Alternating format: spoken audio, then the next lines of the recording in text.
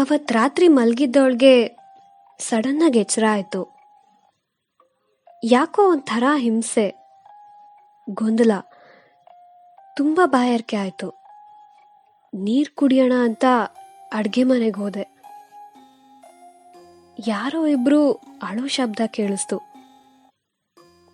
ಮನೇಲಿ ಎಲ್ಲರೂ ಮಲಗಿದ್ರು, ಸೊ ನಮ್ಮನೆಯವರಂತೂ ಅಲ್ಲ. ಶಬ್ದ ಹೊರಗಿಂದ ಬರ್ತಿತ್ತು. ಟೈಮ್ ನೋಡಿದೆ, ಮಧ್ಯರಾತ್ರಿ 12 ಗಂಟೆ ಆಗಿತ್ತು. ಇಷ್ಟೊತ್ತಿಗೆ ಹೇಗೆ ಹೊರಗೆ ಹೋಗಿ ನೋಡ್ಲಿ? ಅದಕ್ಕೆ ಅಡುಗೆ ಮನೆ ಕಿಟಕಿ ಓಪನ್ ಮಾಡಿ ನೋಡಿದೆ. ಅಲ್ಲಿ ಯಾರೂ ಇರಲಿಲ್ಲ. ಜೊತೆಗೆ ಅಳೋ ಶಬ್ದ ಕೂಡ ಅವಾಗ ಕೇಳಿಸ್ಲಿಲ್ಲ. ಎಲ್ಲೋ ನನ್ನ ಭ್ರಮೆ ಅಂದ್ಕೊಂಡು ಸುಮ್ಮನಾದೆ.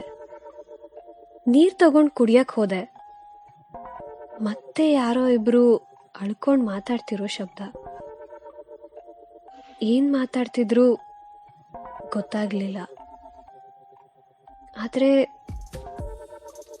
ಅದು ಒಂದು ಹುಡುಗಿ ಧ್ವನಿ ಅಂತ ಕ್ಲಿಯರ್ ಆಗಿ ಗೊತ್ತಾಯ್ತು. ಈ ಸಲ ನನ್ನ ಕ್ಯೂರಿಯಾಸಿಟಿ ತಡೆಯೋಕ್ಕೆ ಆಗಲಿಲ್ಲ. ಯಾರದು ಅಂತ ನೋಡೋಕ್ಕೆ ಮನೆ ಹಿಂದಿನ ಬಾಗಿಲು ತೆಗಿಯಕ್ಕೆ ಹೋದೆ. ಅಷ್ಟರಲ್ಲಿ ಅಕ್ಕ ಬಂದ್ಲು. ಇಷ್ಟೊತ್ತಿಗೆ ಇಲ್ಲೇನೇ ಮಾಡ್ತಿದ್ಯಾ? ನಡಿ ಮಲ್ಕೋ. ಅಯ್ಯ, ಮುಖ ಏನು ನೋಡ್ತಿದ್ಯಾ? ನಡಿ ಮಲ್ಕೋ, ಹೋಗು ಅಂತ ಎಳ್ಕೊಂಡು ಹೋದ್ಲು. ತುಂಬ ಹೊತ್ತು ನಿದ್ದೆ ಬರಲೇ ಇಲ್ಲ. ಇದ್ರ ಬಗ್ಗೆನೇ ಯೋಚನೆ ಮಾಡ್ತಿದ್ದೆ. ಆಮೇಲೆ ಅದು ಯಾವಾಗ ನಿದ್ದೆ ಬಂತೋ ಯಾವಾಗ ಮಲ್ಕೊಂಡೋ ನನಗೆ ಗೊತ್ತಿಲ್ಲ. ಮಾರನೇ ದಿನ ಬೆಳಿಗ್ಗೆನೆ ಅಜ್ಜಿ ಅಡುಗೆ ಮನೆಯಿಂದ ಕೂಗಾಡ್ತಿದ್ದ ಸೌಂಡ್ ಕೇಳಿಸ್ತು. ಏನು ಅಂತ ಹೋಗಿ ನೋಡಿದ್ರೆ ಅಡುಗೆ ಮನೆ ಹಿಂದಿನ ದಿನ ರಾತ್ರಿ ಕಿಟಕಿ ಮುಚ್ಚಿ ಮಲಗಿದ್ದೆ, ಅದನ್ನ ಯಾರೋ ತೆಗ್ದಿದ್ದಾರೆ ಅಂತ ತುಂಬಾನೇ ಬೈತಿದ್ರು. ಯಾವತ್ತಿಗೂ ಬೈದೇ ಇರೋ ಅಜ್ಜಿ ಬರೀ ಕಿಟಕಿ ತೆಗ್ದಿದ್ದ ವಿಷಯಕ್ಕೆ ಯಾಕಿಷ್ಟು ಬೈತಿದ್ರು ಅಂತ ನಂಗೆ ಗೊತ್ತಾಗ್ಲಿಲ್ಲ. ನಾನೇ ಕಿಟಕಿ ತೆಗ್ದಿದ್ದು ಅಂತ ಹೇಳೋಷ್ಟ್ರಲ್ಲಿ ಅತ್ಗೆ ಬಂದು ಗಾಳಿ ಕಿಟಕಿ ತೆಕ್ಕೊಂಡಿರೋದು ಅಂತ ಹೇಳಿ ಅಜ್ಜಿನ ಸಮಾಧಾನ ಮಾಡಿದ್ರು. ಅವತ್ ಮಧ್ಯಾಹ್ನ ಊಟ ಆದ್ಮೇಲೆ ಅತ್ಗೆ ಮತ್ತೆ ಅಕ್ಕ ನನ್ನ ಬಾಲ್ಕನಿಗೆ ಬರಕ್ ಹೇಳಿದ್ರು. ಅವಾಗ ಅತ್ಗೆ, ನಿನ್ನೆ ರಾತ್ರಿ ಅಡ್ಗೆ ಮನೆ ಕಿಟಕಿ ತೆಗ್ದಿದ್ ನೀನೇ ಅಲ್ವಾ? ಪ್ರಭಾ ಎಲ್ಲ ಹೇಳಿದ್ಲು. ನಿನ್ನೆ ಕೇಳಿಸಿದ ಧ್ವನಿ, ಅಳು ಯಾವುದು ಭ್ರಮೆ ಅಲ್ಲ, ನಿಜಾನೇ. ಆದರೆ ಆ ವ್ಯಕ್ತಿಗಳು ಯಾರು ನಮ್ಮ ಕಣ್ಣಿಗೆ ಕಾಣಿಸಲ್ಲ ಅನ್ನೋದು ಅಷ್ಟೇ ಸತ್ಯ ಅಂದ್ರು. ಓ, ಇದೇನು ಹೊಸ ಪ್ಲಾನಾ? ಸೊ ಈಗ ದೆವ್ವ ಭೂತ ಅಂತೆಲ್ಲ ಕತೆ ಹೇಳಿ ನನ್ನ ಹೆದರಿಸಿ ಇನ್ನು ನಾನು ಸಿಟಿಗೆ ವಾಪಸ್ ಹೋಗೋವರೆಗೂ ರಾತ್ರಿ ನಿದ್ದೆ ಮಾಡದೆ ಇರೋ ಥರ ಮಾಡೋದೇ ನಿಮ್ಮಿಬ್ರು ಹೊಸ ಸ್ಕೆಚ್ ಅಲ್ವಾ ಅಂದೆ. ಅದಕ್ಕೆ ಅಕ್ಕ, ಲೆಕ್ಕೋತಿ, ಯಾವಾಗ ನಿಂಗೆ ಬಕ್ರ ಮಾಡೋದೇ ನನ್ನ ಕೆಲಸನಾ?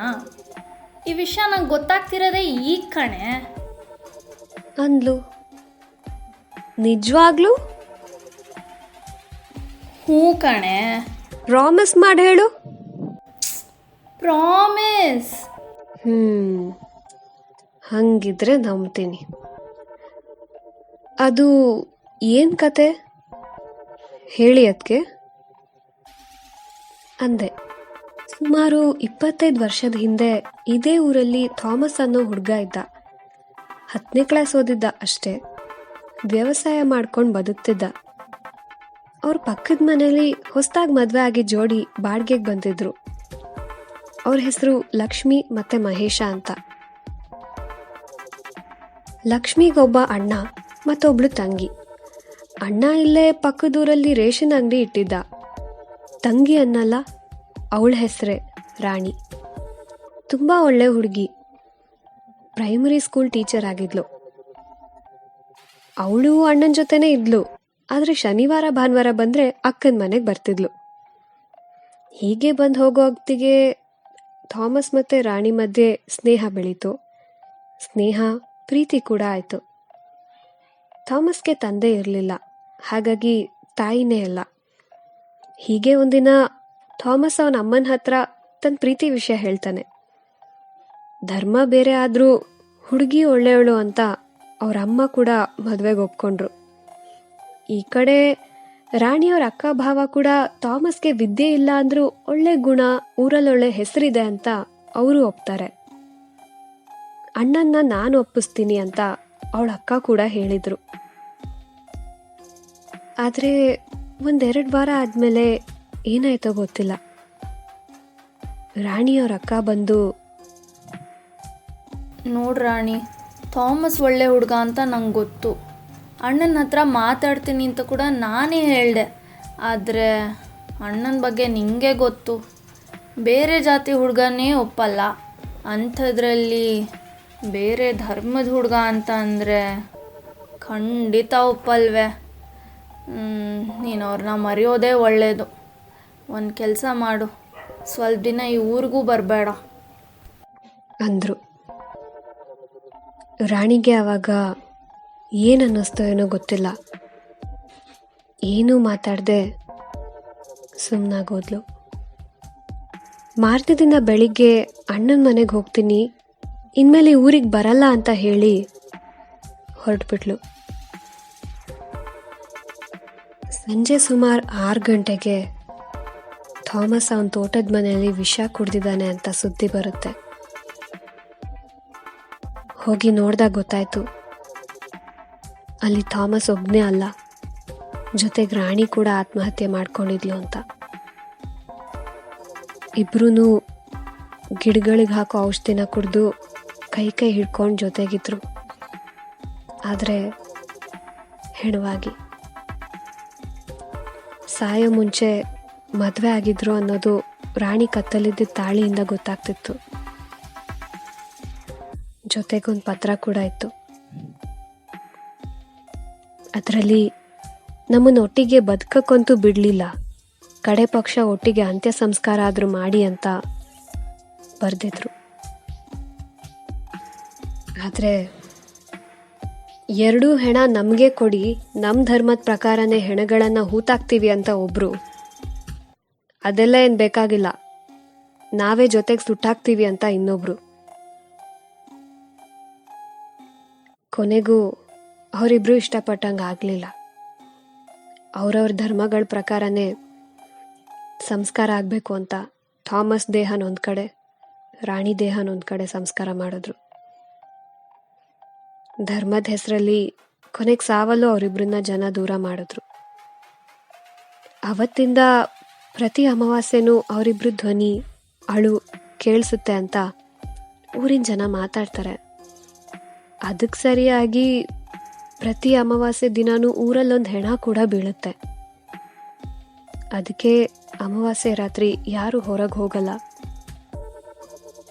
ಹೊರಗೆ ಹೋಗೋದಿರಲಿ, ಕಿಟಕಿ ಬಾಗಿಲು ಯಾವುದು ಕೂಡ ತೆಗ್ದಿರಲ್ಲ ಅಂತ ಅತ್ತಿಗೆ ಹೇಳಿ ಮುಗಿಸೋಷ್ಟರಲ್ಲಿ ಮನೆ ಕೆಲಸದವನೊಬ್ಬ ಬಂದು,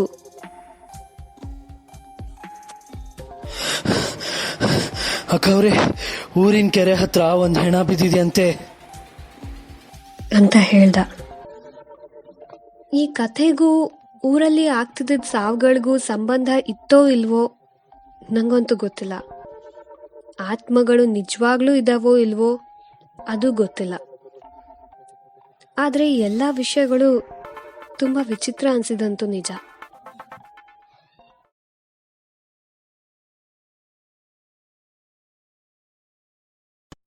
ಹಾಯ್ ಹಲೋ ಎಲ್ರಿಗೂ ನಮಸ್ಕಾರ. ನಾನು ನವ್ಯ ಶೆಟ್ಟಿ. ನೀವು ನೋಡ್ತಾ ಇದ್ದೀರಾ ನಿಮ್ ಕತೆ ನಿಮ್ ಜೊತೆ ಕ್ಷಿಪ್ರ ಕ್ರಿಯೇಷನ್ಸ್ ಅಲ್ಲಿ.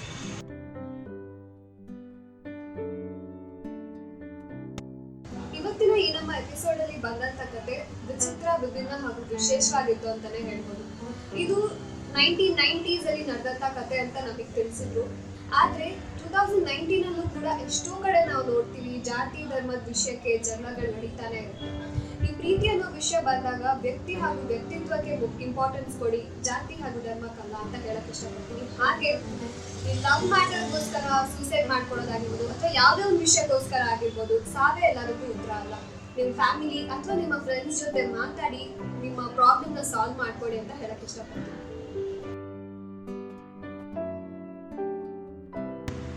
ನಮ್ಮ ಇವತ್ತಿನ ಎಪಿಸೋಡ್ ನಿಮ್ಗೆ ಇಷ್ಟ ಆಗಿದ್ದಲ್ಲಿ ನಿಮಗೆ ಗೊತ್ತೇ ಇದೆ, ಈ ನಮ್ಮ ವಿಡಿಯೋನ ಲೈಕ್ ಮಾಡಿ, ಶೇರ್ ಮಾಡಿ, ಸಬ್ಸ್ಕ್ರೈಬ್ ಮಾಡಿ, ಹಾಗೆ ನಿಮ್ಮ ಕಮೆಂಟ್ಸ್ ನ ಕಮೆಂಟ್ ಬಾಕ್ಸ್ ಅಲ್ಲಿ ಹಾಕೋದನ್ನ ಮರಿಬೇಡಿ. ಇಂಥ ಕಥೆಗಳು ನಿಮ್ ಜೀವನದಲ್ಲಿ ನಡೆದಿದ್ರೆ ಅದನ್ನು ನಮ್ಮ ಜೊತೆ ಶೇರ್ ಮಾಡಿ creationstripra@gmail.com ಗೆ. ಯಾಕಂದ್ರೆ ನಿಮ್ಮ ಕಥೆಗಳು ಎಷ್ಟೋ ಜನರಿಗೆ ಸ್ಫೂರ್ತಿ ಆಗ್ಬೋದು, ಅಥವಾ ತಪ್ಪು ಮಾಡದೇ ಇರೋ ತರ ತಿದ್ಕೊಳ್ಳೋ ರೀತಿ ಕೂಡ ಆಗಿರ್ಬೋದು. ನಿಮ್ ಕಥೆನ ಕೇಳಕ್ಕೆ ನಾವು ರೆಡಿ ಆಗಿರ್ತೀವಿ. ಮತ್ತೆ ಮುಂದಿನ ಎಪಿಸೋಡ್ ಅಲ್ಲಿ ಭೇಟಿ ಆಗ್ತೀನಿ. ಅಲ್ಲಿವರೆಗೂ ನಮಸ್ಕಾರ.